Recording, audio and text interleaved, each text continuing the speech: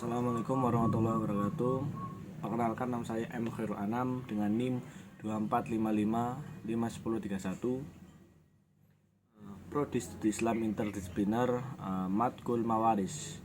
Sini saya ditugaskan untuk membuat video pembelajaran yang sudah dipelajari di kelas, yaitu adalah CMK 1. Terus saya mengambil tinjauan umum fikih mawaris. Pengertian mawaris dari jamak mirtos. Secara bahasa berarti perpindahan suatu dari seseorang kepada orang lain. Jadi mawaris itu perpindahan suatu dari seseorang kepada orang lain, seperti orang tua ke anak. Terus secara istilah, ilmu mawaris disebut dengan ilmu faraid. Ilmu mawaris juga disebutkan ilmu faraid lah. Ada sebagian orang mengatakan ilmu mawaris itu sama aja dengan ilmu faraid, cuma beda bahasa. Adalah ilmu yang membahas tentang cara pembagian harta peninggalan warisan seorang yang telah meninggal dunia kepada ahli warisnya. Ahli waris seperti warisnya itu kan orang tua, ahli waris seperti anak. Nah, termasuk di dalamnya menentukan siapa yang berhak menerima warisan dan berapa bagian masing-masing dan bagaimana cara menghitungnya. Terus syarat-syarat waris dan mawaris.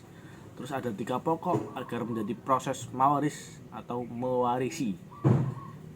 Yang pertama adalah meninggalnya pewaris atau mewaris, baik secara hakiki, nyata, atau putusan pengadilan, misalnya orang hilang atau wafat, maupun takdiri, dugaan kuat, misalnya janin yang gugur akibat kekerasan terhadap ibunya. Terus kedua adalah hidupnya ahli waris. Pada saat pewaris meninggal, meskipun hanya sesaat, termasuk janin dalam kandungan yang kemudian lahir hidup. Terus tidak ada penghalang kewarisan atau mawani al-iris pada diri ahli waris tersebut. Itu ada 3 pokok ya, syarat-syarat mawaris atau mewarisi. Terus 3 adalah rukun waris. Ada 3 rukun yang harus dipenuhi. Al-muwaris atau pewaris, yaitu orang yang meninggal dunia dan meninggalkan harta. Jadi al-muwaris orang yang sudah meninggal dan meninggalkan harta yang bisa diwariskan lah. Terus al-waris yaitu orang yang berhak menerima harta warisan karena adanya hubungan tertentu dengan waris atau nasab, pernikahan, atau yang lainnya lah. Terus ada al-marus, disebut juga tirkah atau turut, harta peninggalan yang akan dibagi pada ahli waris setelah dikurangnya hak-hak yang ditunaikan lebih dahulu. Terus sebab-sebab menerima warisan, ini yang sebab-sebab menerima warisan. Seorang berhak mendapatkan warisan karena salah satu dari sebabnya. Nah, ini sebagai berikut, ada yaitu hubungan kerabat atau nasab qaradah, hubungan darah baik ke atas orang tua, kakek, nenek, ke bawah anak atau cucu, maupun ke samping saudara, paman.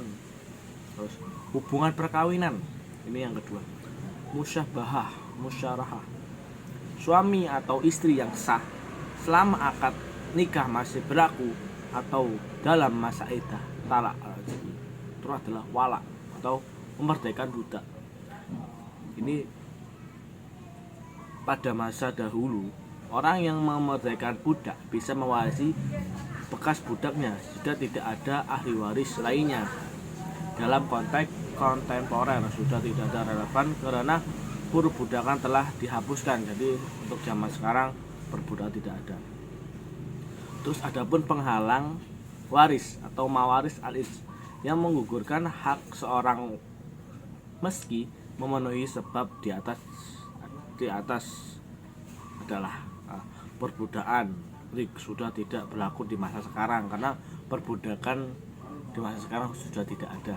Terus pembunuhan, ahli waris yang membunuh pewaris dalam kondisi tertentu terhalang mendapatkan warisan.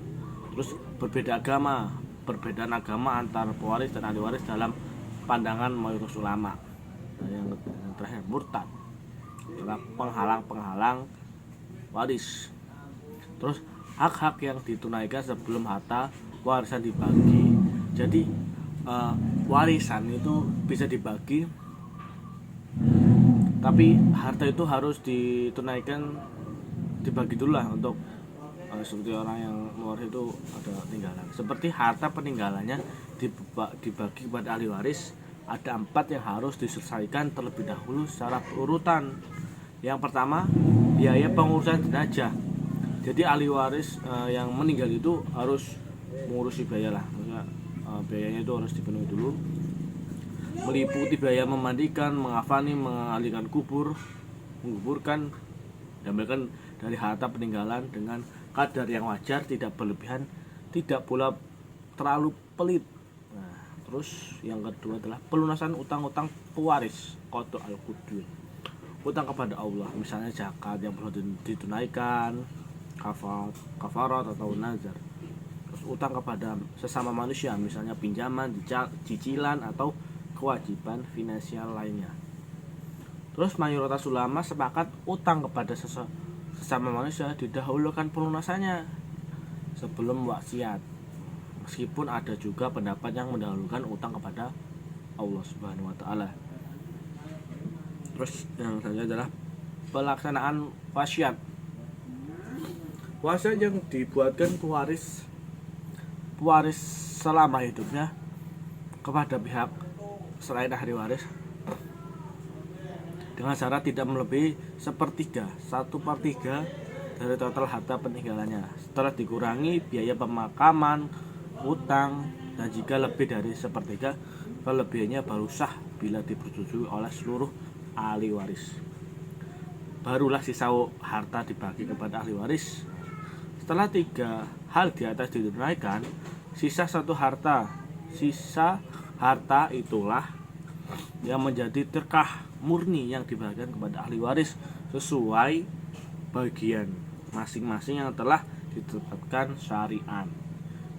Jadi itu adalah tinjauan umum fikih mawaris. Mungkin lebih dan kurangnya saya mohon maaf kepada Bapak dosen. Saya akhiri, wassalamualaikum warahmatullahi wabarakatuh.